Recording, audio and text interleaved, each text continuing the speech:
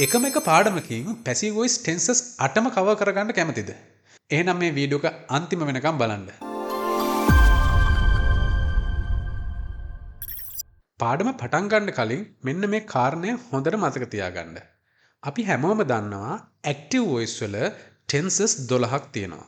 හැබැයි passive voice වල තියෙන්නේ ටෙන්සස් 8යි. ඒ කියන්නේ මෙන්න මේ වගුවේ පේන විදිහට ප්‍රසන්ට් ටෙන්ස් වල present perfect continuous tense එක passive voice වලින් කියන්න බෑ. ඒ වගේම past tense වල past perfect continuous tense එක passive voice වලින් කියන්න බෑ. future tense වල tenses දෙකක් අපිට passive voice වලින් කියන්න බෑ. එකක් තමයි future continuous tense, අනිත් එක තමයි future perfect continuous tense. හරි ඔයාලට මේක ටිකක් complicated වගේ නම් පැටලෙනවා වගේ නම් මේක ගැන හිතන්න යන්න එපා. මේක මතක තියාගන්න අවශ්‍ය නැහැ.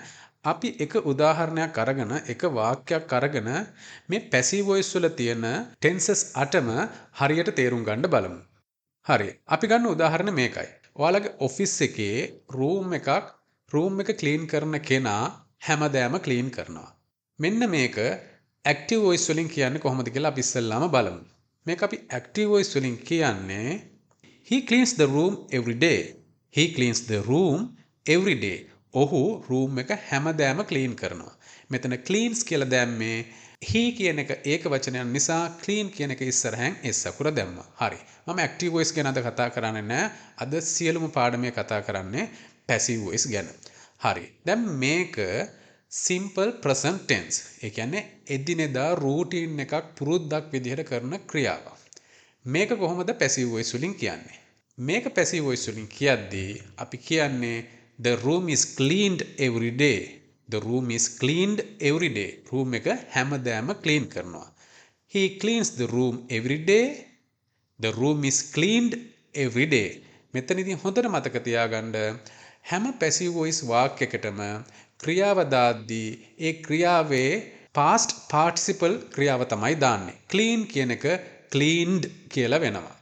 හරි. හරි අපි දෙවෙනි tense එක ගමු. මේක තමයි present continuous tense. ඒ කියන්නේ දැන් ඔයා room එකට යද්දි room එකට යන්න යනවා. යද්දි ඒ room එක අර පුද්ගලයා clean කර කර ඉන්නවා. ඊට පස්සේ ඔයා අහපව වෙනවා. අහපව වෙද්දි යාළුවෙක් අහනවා ඇයි උඹ අහපව වෙන්නේ? එතකොට ඔයා කියනවා room එක clean කරනවා. room එක clean කරනවා. කවුද කරන්න කියලා කියන්නේ room එක clean කරනවා. එහෙම අපි කියනවානේ. කොහොමද ඔක කියන්නේ? The room is being cleaned. The room is being cleaned.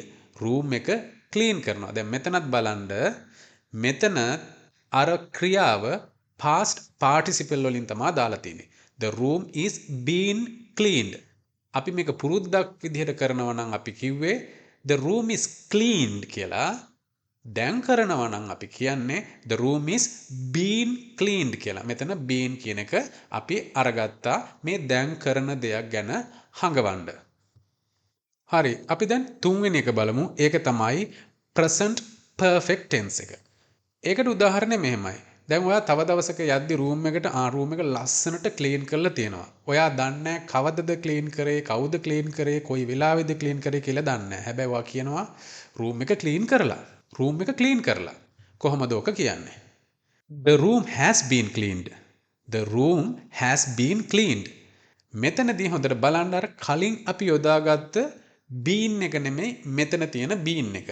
මේක ගැන දැන් හිතන්න යන්න එපා. මේ අද කරන්නේ මේ passive voice වල introduction පාඩමක්. අපි මේ එක tenses එක වෙන වෙනම උදාහරණ ගොඩකුත් එක්ක practice කරන videos අපි ඉදිරියට ගෙන එනවා. ඉතින් ඒව කරද්දී ඔයාලට නිකම්ම මේ tenses හොඳට මතක හිටිනවා, හොඳට කටට හුරු වෙනවා. ඒකින්ද දැන් මේකේ මේ බීන් දෙකේ වෙනස මොකද්ද කියලා එහෙම හිතන්න යන්න එපා. The room has been cleaned. The room has been cleaned. room එක පිරිසිදු කරලා. හරි. ඔන්න ඔය තුන තමයි present tense වල අපිට passive voice වල තියෙන tenses තුන. අපි දැන් බලමු past tense වල කොහොමද passive voice යොදාගන්නේ කියලා. ඒකට උදාහරණ අපි මෙන්න මේ විදිහට බලමු. දැන් යාළුවෙක් අහනවා room එක clean කරලා දන්නේ නැහැ නේද කියලා. එතකොට ඔයා කියනවා ඒක ඊයේ clean කරා. room එක ඊයේ clean කරා. කොහොමද ඔක කියන්නේ?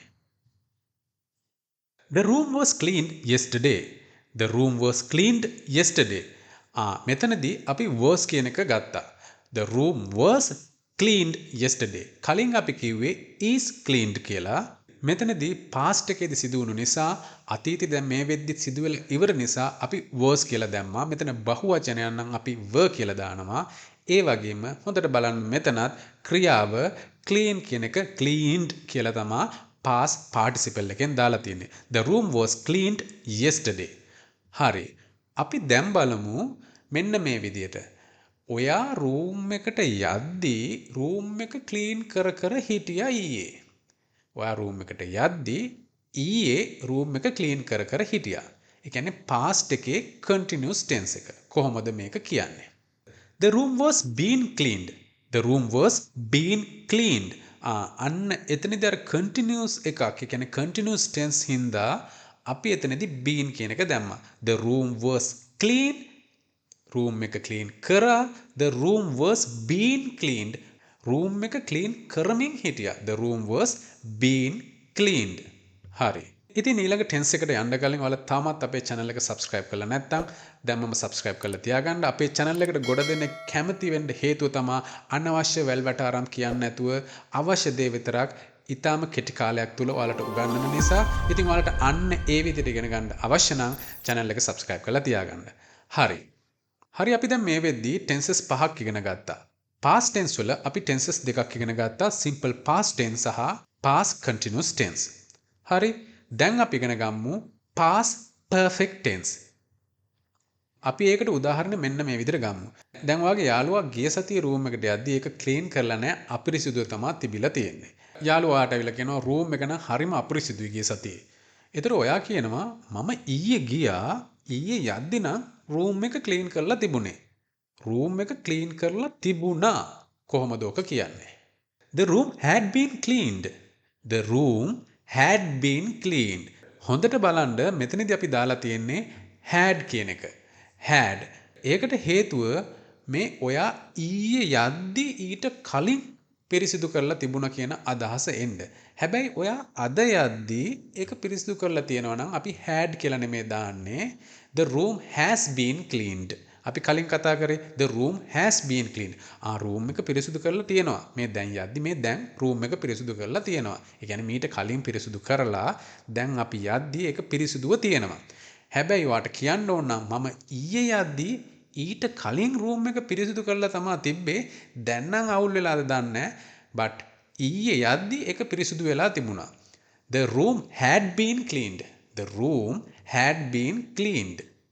මං හිතනවා ඒක ඔයාලට තේරුණා කියලා. මේක ගොඩ දෙනේ පටල ගන්න තැනක්.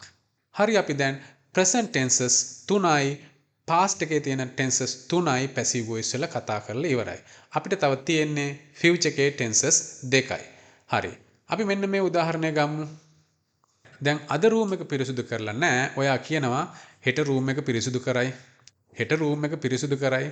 කොහොමද ඔක කියන්නේ? The room will be clean tomorrow. The room will be cleaned tomorrow. එතනදී will be clean කියලා දැම්මා. The room will be cleaned tomorrow. හරි. ඊළඟ tense එක තමයි future perfect tense. future perfect tense. මේක කොහොමද කියන්නේ? අපි මේක තේරුම් ගන්න මෙන්න මේ විදිහට ඒ උදාහරණය බලමු. දැන් ඔයාගේ යාළුවට හෙට ඒ room එකේ නවතින්න ඕන. දැන් මේක room එක පිරිසිදු කරලා නැහැ මේ වෙද්දි. ඊට පස්සේ යාළුවා කියනවා මට කොහොම ඉන්න වෙයිද දන්නේ නැහැ ඒක ගිහිල්ලා. එතකොට ඔයා කියනවා බය වෙන්න එපා. හෙට ඔයා යද්දී room එක පිරිසිදු කරලා තියෙයි. හෙට ඔයා යද්දී room එක පිරිසිදු කරලා තියෙයි. කොහොමද ඔක කියන්නේ? The room will have been cleaned. The room will have been cleaned. Will have been. The room will have been cleaned.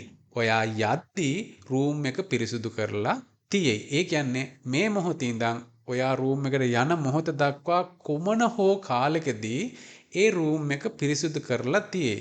The room will have been cleaned before you go there.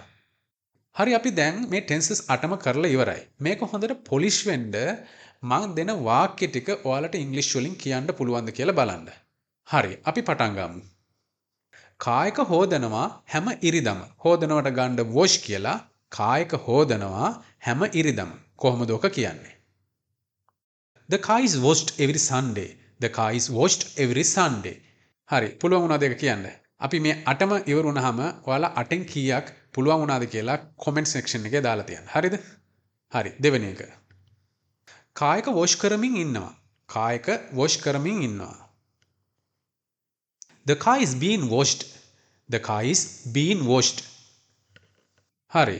තුන්වෙනි එක කායක wash කරලා මේ දැන් යද්දි මීට කලින් කායක wash කරලා මේ මොහොත වෙද්දි wash කරලා තියෙනවා. කායක wash කරලා කොහොමද කියන්නේ? The car has been washed. The car has been washed. හරි. හතරවෙනි එක කායක ගිය වීකෙන්ඩ් එකේ wash කරා. කායක ගිය වීකෙන්ඩ් එකේ wash කරා. කොහොමද කියන්නේ? The car was washed last weekend. The car was washed last weekend. හරි පස්වෙනි එක ඔයා යද්දි කායක wash කරමින් හිටියා. ඔයා ඊයේ යද්දි කායක wash කරමින් හිටියා. කොහොමද කියන්නේ?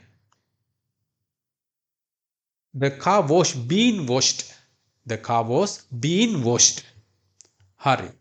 ඊළඟ එක ඔයා ඊයේ යද්දි කාර් එක wash කරලා තිබුණා. ඒ වෙද්දිත් කාර් එක wash කරලා තිබුණා. කොහොමද ඔක කියන්නේ? The car had been washed. The car had been washed. හරි. හත්වෙනි එක කායක හෙට wash කරයි. කායක හෙට wash කරાવી. කොහොමද කියන්නේ? The car will be washed tomorrow. The car will be washed tomorrow. හරි. ඊළඟ එක තමයි ඔයාලා ගෙදර එද්දි හෙට ගෙදර එද්දි කායක wash කරලා තියේ. කොහොමද කියන්නේ? කායක wash කරලා තියේ. The car will have been washed. The car will have been washed. The car will have been washed. හරි. 8න් කීයක් හරි ගියාද? ඔයාලා 8න් කීයක් හරි ගියාද කියලා comment section එකේ දාලා තියන්න. මෙන්න මේ වගේ පාඩම් වලට කැමති නම් ඒ කියන්නේ පොඩි වේලාවක් තුල ලොකු ඒරියා එකක් කවර් කරන පාඩම් වලට කැමති නම් ඒකටත් කැමති කියලා comment එකක් දාලා තියන්න. මේ එක passive voice වල අපි වෙනම පාඩම් කරලා තියෙනවා. මෙන්න මේ වීඩියෝ වලින් අන්න ඒ පාඩම් බලන්න පුළුවන්. එහෙනම් ඊළඟ පාඩමෙන් හමු වෙනතුරු ඔයාලා හැමෝටම සුබ දවසක්.